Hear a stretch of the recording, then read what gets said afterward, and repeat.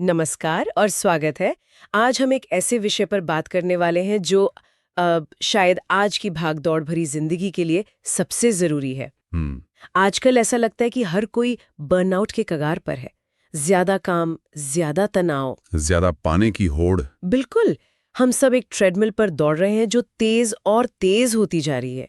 तो सवाल ये है कि क्या क्या इससे उतरने का कोई रास्ता है? और इसी सवाल का जवाब ढूंढने के लिए आज हम हजारों साल पीछे जा रहे हैं, लाओ त्सू की दुनिया में। जी। हमारी आज की बातचीत का आधार है Lao Tzu's Tao teaching core teachings for modern living नाम का एक बहुत दिलचस्प सोर्स। हमारा मकसद है इन प्राचीन शिक्षाओं को समझना और देखना कि क्या वाकई इनमें आज की हमारी इस हसल कल्चर वाली समस्या का कोई हल छिपा है। बिल्कुल, और ये सफर बहुत दिलचस्प है क्योंकि लाओ त्सू का दर्शन आज के समय के आप कह सकते हैं बिल्कुल विपरीत है। अच्छा। लाओ त्सू, जो 6ठी से 4थी शताब्दी ईसा पूर्व के एक चीनी दार्शनिक माने जाते हैं, उन्होंने कोई नियमों की किताब नहीं लिखी। हम्म।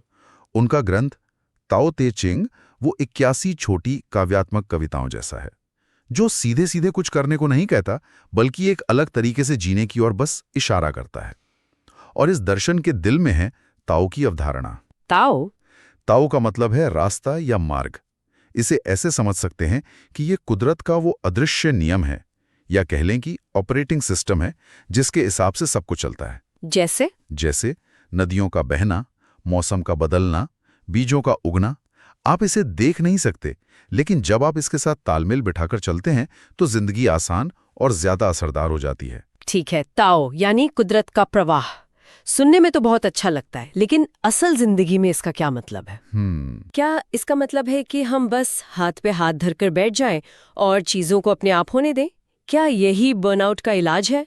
सोर्स में शायद इसका कोई व्यवहारिक उदाहरण होगा। हाँ, और ये एक बहुत आम गलतफहमी है। ताओ के साथ चलना आलस नहीं है, बिल्कुल नहीं।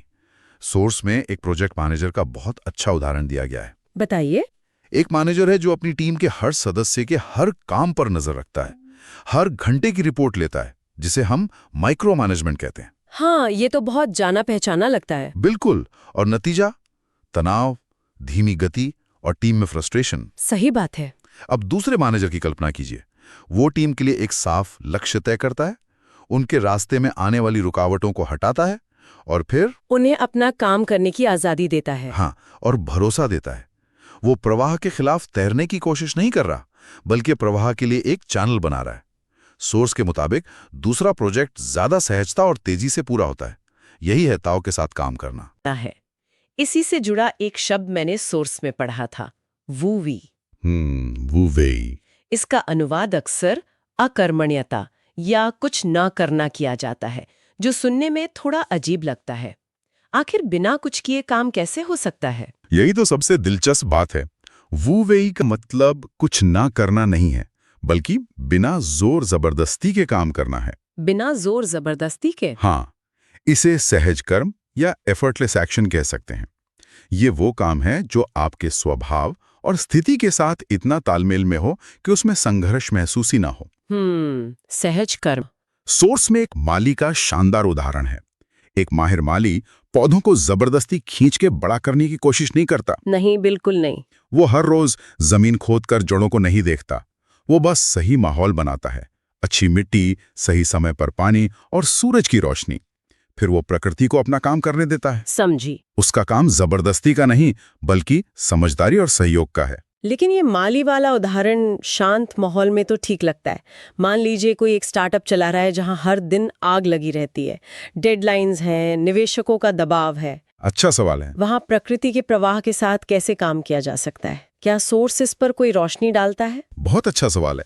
उस स्थिति में वू वेई का मतलब हाथ पर हाथ रखकर बैठना नहीं होगा, बल्कि इसका मतलब होगा यह पहचानना कि इस वक्त सबसे जरूरी काम कौन सा है और सबसे कम मेहनत में सबसे ज्यादा असर कहां पैदा किया जा सकता है। अच्छा। आग हर जगह लगी हो सकती है, लेकिन वू वेई का पालन करने वाला लीडर पहले ये देखेगा कि आग का स्रोत कहां है। वो 10 जगह पानी फेंकने के बजाय सही जगह पर पानी डालेगा।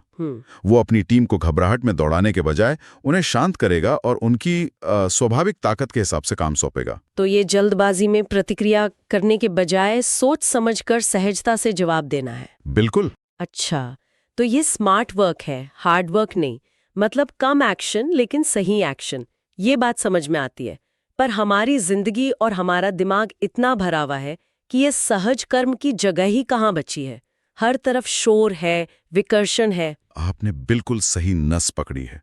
और यहीं पर लाओ त्सु का एक और क्रांतिकारी विचार आता है, जिसे सोर्स में खालीपन की उपयोगिता कहा गया है। हाँ, हम अक्सर चीजों की कीमत उनके भरे होने से आंकते हैं। किताबों से भरी शेल्फ, मीटिंग से भरा कैलेंडर, पैसों से भरा बैंक अकाउंट। हाँ बिल्कुल। पर लाओ त्सु कहते हैं कि चीजों की असली उपयोगिता उनके खालीपन में है। कैसे? एक कप की उपयोगिता उसके अंदर की खाली जगह में है, जिसमें आप चाय या कॉफी भर सकते हैं। एक कमरे का मूल्य उसकी दीवारों से नहीं, बल्कि उसके अंदर की खाली जगह से है, जहां आप रह सकते हैं। ये विचार मुझे बहुत दिलचस्प लगा।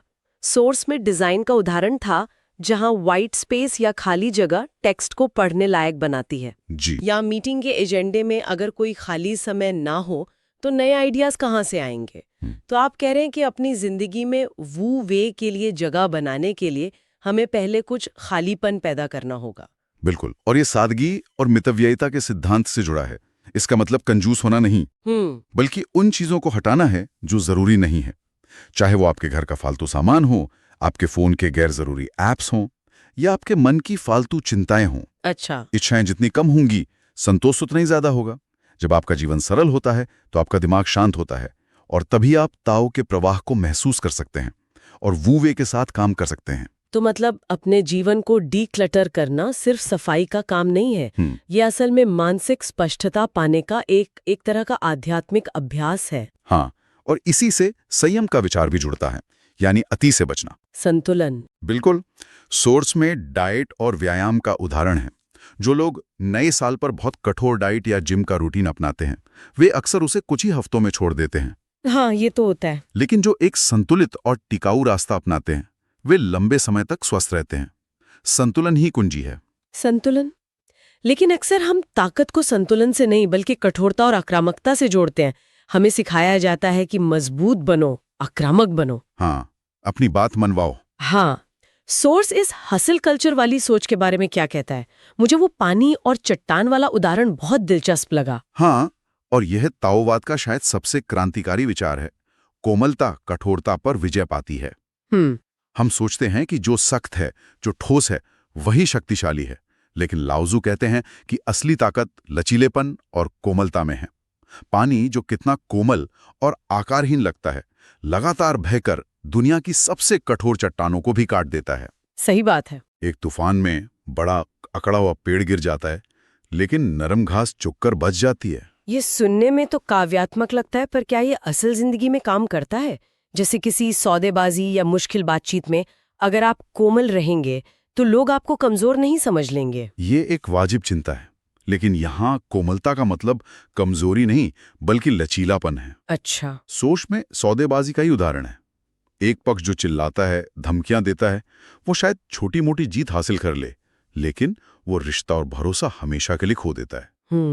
दूसरा पक्ष जो शांत रहता है, सामने वाले की बात ध्यान से सुनता है और छोटी छोटी रियायतें देकर एक बीच का रास्ता निकालता है, वो एक टिकाऊ समझौता करता है। तो उसकी कोमल का असल में उसकी ताकत है। बिल्कुल, क्योंकि वो स्थिति को टूटने नहीं देती। तो ये यिन ऊर्जा का सिद्धांत है, जैसा कि सोर्स में बताया गया है, ग्रहणशील होना प्रतिक्रियाशील होने के बजाय। एकदम। और ये विनम्रता के सिद्धांत से भी जुड़ता है। एक लीडर जो हमेशा अपनी बात करता है, अपनी उपलब्धियां गिनाता है, वो अपनी टीम में असुरक्षा पैदा करता है। जी। लेकिन एक सीईओ जो अपनी सफलता का श्रेय सार्वजनिक रूप से अपनी टीम को देता है, वो ऐसी वफादारी और विश्वास बनाता है कि उसकी टीम उसके लिए कुछ भी करने को तैयार हो जाती है। यहीं पे वो विरोधाभास वाला विचार आता है ना, खोने से पाना। हाँ, मतलब आपने थोड़ा अहंकार खोया लेकिन गहरा विश्वास और सम्मान पाया। लेकिन कॉर्पोरेट दुनिया में अपनी कमजोरी दिखाना तो करियर के लिए खतरनाक माना जाता है। सोर्स कैसे बताता है कि ये असल में काम करता है? सोर्स बताता है कि यहाँ कमजोरी दिखाने का मतलब अपनी अक्षमता का ढिंडोरा पीटना नहीं है। इसका मतलब है प्रामाणिक होना। अच्छा, प्रामाणिक होना। हाँ, ये स्वीकार करना कि मुझे इसका जवाब नहीं पता, क्या टीम मदद कर सकती है या मुझसे ये गलती हुई। जब एक लीडर ऐसा करता है तो वो डर का माहौल खत्म कर देता है। टीम के सदस्य भी अपनी गलतियों को छिपाने के बजाय उनसे सीखने लगते हैं। तो एक खुला और भरोसेमंद माहौल बनता है। बिल्कुल, जो ज्यादा रचनात्मक होता है। आपने थोड़ा नियंत्रण खोया, लेकिन एक मजबूत टीम पाई। तो हमने प्रवाह के साथ काम करने, जीवन को सरल बनाने और कोमल ताकत की बात की। ये तो एक पूरी जीवन शैली है। क्या सोर्स इन सब बड़े विचारों को कुछ आसान याद रखने लायक सिद्धांतों में समेटता है? हाँ बिल्कुल। लाओ त्सु इन सबको अपने 3 खजानों में समेटते हैं। और ये शब्द बहुत महत्वपूर्ण है, खजाने। खजाने। हाँ, ये सिर्फ अच्छे गुण नहीं हैं, बल्कि असली दौलत हैं। ये हैं करुणा, मितव्ययिता और विनम्रता। करुणा, मितव्ययिता, विनम्रता। ईमानदारी से कहूं तो ये किसी नैतिक विज्ञान की किताब के चैप्टर जैसे लगते हैं। क्या ये सिर्फ अच्छे विचार है या सोर्स इन्हें वाकई में खजाने क्यों कहता है? बहुत अच्छा सवाल। वे इन्हें खजाना इसलिए कहते हैं क्योंकि ये बेहद व्यावहारिक और शक्तिशाली हैं। कैसे? करुणा को लीजिए। सोर्स के अनुसार करुणा से साहस आता है। जब आप दूसरों की परवाह करते हैं तो आप उनके लिए वो जोखिम उठाने को भी तैयार हो जाते हैं जो आप शायद अपने लिए कभी ना उठाते। एक माँ अपने बच्चे के लिए जो हिम्मत दिखाती है वो करुणा से ही तो आती है। ये एक अलग नजरिया है। और मितव्ययिता? मितव्ययिता यानी बर्बादी से बचना आपको उदार बनाता है। जब आप अपनी जरूरतें कम रखते हैं और संसाधनों को बर्बाद नहीं करते तो आपके पास दूसरों को देने के लिए हमेशा कुछ ज्यादा होता है। अच्छा। आप ज्यादा मददगार और उदार बन पाते हैं। और विनम्रता? और विनम्रता से नेतृत्व करने की क्षमता आती है। जब आप ये मानने से इनकार करते हैं कि आप दूसरों से बेहतर हैं तो आप हमेशा सीखने के लिए तैयार रहते हैं। लोग स्वाभाविक रूप से ऐसे व्यक्ति की ओर आकर्षित होते हैं और उसका अनुसरण करना चाहते हैं जो ज्ञानी होने के बावजूद भी विनम्र हो। तो ये सिर्फ नैतिक गुण नहीं बल्कि सफलता और संतुष्टि के व्यावहारिक उपकरण है। बिल्कुल। तो हम अपनी शुरुआती समस्या पर वापस आते हैं। बर्नआउट और लगातार दौड़ते रहने का तनाव। इन सब शिक्षाओं को सुनने के बाद ऐसा लग रहा है कि ताओवादी समाधान पूरी तरह से हमारी सोच को उलटने वाला है। हाँ, कह सकते हैं। ये ज्यादा मेहनत करने के बजाय ज्यादा स्मार्ट और सहज तरीके से जीने के बारे में है। बिल्कुल। ये सब सुनने में तो बहुत अच्छा लग रहा है, लेकिन मान लीजिए कोई कल से ही इसे अपनी जिंदगी में उतारना चाहता है। क्या सोर्स में कुछ ठोस कदम, कुछ अभ्यास बताए गए? हाँ, और यही इस दर्शन की खूबसूरती है कि ये सिर्फ सिद्धांत नहीं बल्कि अभ्यास भी है। सोर्स में 3 बहुत ही सरल और व्यवहारिक अभ्यास दिए गए हैं। बताइए। पहला है दैनिक वुवेई जांच। दैनिक वुवेई जांच। हाँ, हर सुबह खान शुरू करने से पहले खुद से बस ये पूछें, आज के कामों की लिस्ट में ऐसा कौन सा काम है जिसमें मेरे सीधे दखल की जरूरत है और किसे मैं थोड़ा समय और आजादी देकर स्वाभाविक रूप से होने दे सकता हूँ। अच्छा, ये तो माइक्रो मैनेजमेंट की आदत को तोड़ने का एक तरीका है, चाहे वो दूसरों के काम में हो या अपने ही जीवन में। बिल्कुल। दूसरा क्या है? दूसरा है 1 सप्ताह की सादगी की चुनौती। अपनी जिंदगी से कोई एक गैर जरूरी चीज हटा दें। कोई भी एक चीज। हाँ, ये कोई न्यूज ऐप का नोटिफिकेशन हो सकता है, कोई OTT सब्सक्रिप्शन जिसे आप इस्तेमाल नहीं करते, या रोज की कोई ऐसी आदत जो आपका समय बर्बाद करती है। फिर ध्यान दें कि उस खाली हुए समय या मानसिक ऊर्जा से आपके जीवन में क्या फर्क पड़ता है। मैं तो अभी से सोच सकती हूँ कि मैं कौन सा सब्सक्रिप्शन हटा सकती हूँ। ये वाकई एक आसान तरीका है शुरू करने का। और तीसरा है कोमल प्रतिक्रिया का अभ्यास। अगली बार जब आपको कोई तनावपूर्ण ईमेल मिले या आप किसी बहस में फंस जाएं, तो तुरंत प्रतिक्रिया देने की अपनी आदत को रोकें। ये मुश्किल है। मुश्किल है, लेकिन सोर्स कहता है कम से कम कुछ घंटे रुकें। अगर संभव हो तो फिर एक ऐसा शांत और सोचा समझा जवाब तैयार करें जिसका मकसद समस्या को सुलझाना हो, न कि अपनी बात को सही साबित करना। ये शायद सबसे मुश्किल लेकिन सबसे असरदार अभ्यास होगा। तुरंत प्रतिक्रिया देना तो हमारी आदत में शुमार है। तो अगर हम आज की पूरी चर्चा का सार निकालें तो लाओ त्सु का दर्शन कोई कठोर नियमों का सेट नहीं है। नहीं, ये हमें जीवन को एक अलग नजरिए से देखने के लिए उकसाता है। ये कहता है कि कम प्रयास करना, कम चाहना और कम दखल देना कभी कभी ज्यादा फायदेमंद हो सकता है। ये बहते पानी की तरह बनना है, चट्टान की तरह नहीं। और 2500 साल बाद भी ये बातें आज की दुनिया के लिए हैरान करने वाली हद तक प्रासंगिक हैं। बिल्कुल। और मैं श्रोताओं के लिए एक विचार के साथ इस चर्चा को समाप्त करना चाहूंगा। जी। सोर्स में एक गहरा विचार है कि हर चीज एक चक्र में चलती है। विकास के बाद पतन होता है और अपनी जड़ों की ओर लौटना ही संतुलन को वापस लाता है। जड़ों की ओर लौटना। तो ये सोचने वाली बात है, लगातार आगे और ऊपर बढ़ने की हमारी इस होड़ में हम किन जरूरी जड़ों या मूल मूल्यों को पीछे छोड़ आए हैं। शांति, सादगी, जुड़ाव। और क्या होगा अगर हम जानबूझकर हर दिन कुछ पलों के लिए ही सही उन जड़ों की ओर वापस लौटने की कोशिश करें। शायद बर्नआउट का